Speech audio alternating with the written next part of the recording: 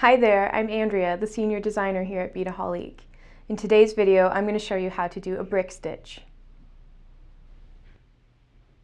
To teach you brick stitch today, I'm going to use 3 different colors of Miyuki 4mm cube beads. I've got a lovely brick red color, a mustard yellow color, and a nice deep purple color. And I've got a contrasting green stopper bead. I've got black Wildfire thread in the 0.016 size threaded onto my size 10 needle. And the only reason I'm using black today is, as usual, to be able to show you the thread path a little bit more easily against the colors. But normally you would use a similar colored thread or crystal colored thread so that you cannot see the thread. Like most bead stitches, first I'm going to add a stopper bead, leaving about a 6 to 8 inch tail. You go through the stopper bead and then you pass through it one more time, and that will keep your beadwork on your thread. And now the base row for brick stitch is actually a stitch that we have a separate video for, and it's called ladder stitch. So if you do not know ladder stitch already, please review this video before moving on to the second row. Once you have your base row completed, what I like to do is flip my work over to start work on the second row. To do this, I'm going to pick up the second color, the yellow color. I'm going to pick up 2 of these beads, and I'm going to pass my needle underneath the thread that is connecting the last 2 beads of the base row.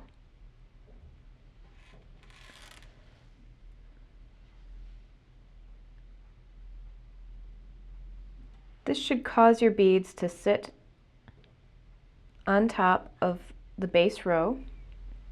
You're going to go back up through the first bead of the second row, down through the second bead, and now you're going to pick up the thread between the second to last and the third to last bead in the base row. You're going to pass between those 2 beads and through the thread connecting them. You're going to go back up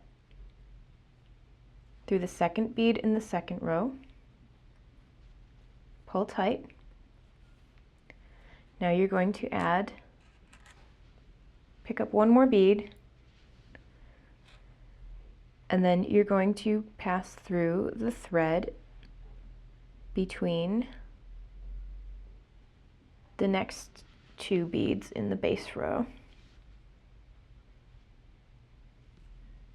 Go back up through that last bead that you added, add 1 more bead, and you're going to continue in this manner until you have the second row completed. You can flip your beadwork again and start, so you're always working in the same direction basically. Now, as you can tell, I think that most people would agree that it would be easy to just decrease this stitch by completing the next row the way that we did that row, and it would gradually get smaller like a pyramid. So if that's what you want, then that is very easy to do, but if that's not what you want, then what you're going to do is pick up 2 beads of your third row, and this time you're going to go through the last bead in the previous row and also through the thread between the first 2 beads in your base row. You're going to pull that tight, and then go up through the last bead of the second row, up through the first bead of the third row, back down through the second bead of the third row and through the thread between the first two beads in the second row, and then back up through that second bead, and that's how you begin the third row. And then from there on, you're going to complete that row exactly how you did the previous row, and then you're going to do the fourth row how you did the second row, and so on and so forth. Now that you have come to the end of your third row and you've picked up your final bead of this row, what you're going to do is you're going to add the bead. You can put it into place if you'd like, but you need to go past your needle down through the last bead in the second row, and then this is the tricky part.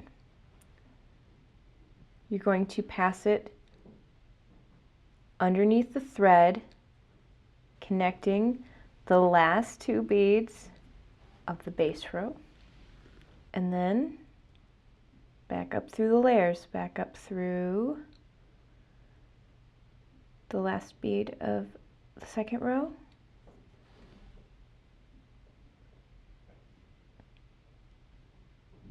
and the last bead of the first row. To tighten that stitch up, you're going to go back through those last two beads of the last row once again. So as you can see, your thread is coming out of the second bead of the third row. So what I'm going to do is I'm going to pass it between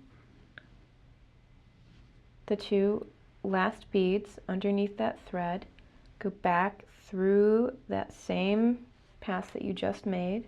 Now this method is slightly more complex than some other ways of doing brick stitch, but it ensures that there will be no threads sticking out on the side of your beadwork, which is how some people prefer to teach brick stitch.